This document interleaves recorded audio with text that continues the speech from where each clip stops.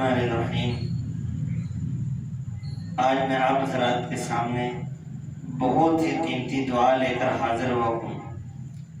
وہ دعا ایسی فضیلت والی ہے، ایسی برکت والی ہے، جو بھی آدمی اس دعا کو پڑھتا ہے وہ بہت مالدار ہو جاتا ہے، اس کے پاس اتنا پیسہ آ جاتا ہے کہ وہ لوگوں سے لینے کے بجائے دینے والا بن جاتا ہے، قرض لینے کے بجائے قرض دینے والا بن جاتا ہے، نفل صدقات زکوٰۃ لینے کے بجائے یہ آدمی دینے والا بن جاتا ہے۔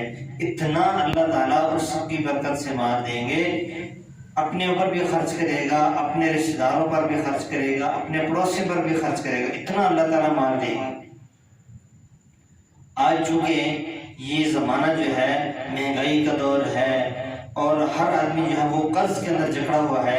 قرض کے بارے میں نے ایک جو ہے وہ پہلے ایک ویڈیو بنا کر یوٹیوب پہ اپلوڈ کی ہے، وہ بھی آپ دیکھیں کہ اگر آپ قرض کے اندر پھنسے ہوئے ہیں تو اس عمل کے ذریعے آپ قرض سے نجات حاصل کر لیں گے۔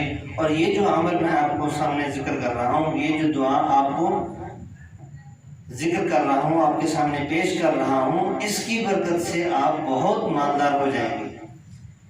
آپ نے جو ہے وہ 15 شعبان تک جو ہے اس دعا کا ورد رکھنا ہے، کبھی صبح شام جو ہے اس کو پڑھتے رہنا ہے، کم سے کم 25 مرتبہ تو آپ جو ہے وہ شعبان تک اس دعا کو پڑھ لیں۔ تو اس کی برکت سے آپ جو مالدار ہو جائیں گے، آپ کو اللہ تعالیٰ اتنا مال دے گا، آپ کو وہ وہم و گمان کے اندر بھی نہیں ہوگا کہ مجھے بھی اتنا مال مل سکتا ہے کہ نہیں مل سکتا۔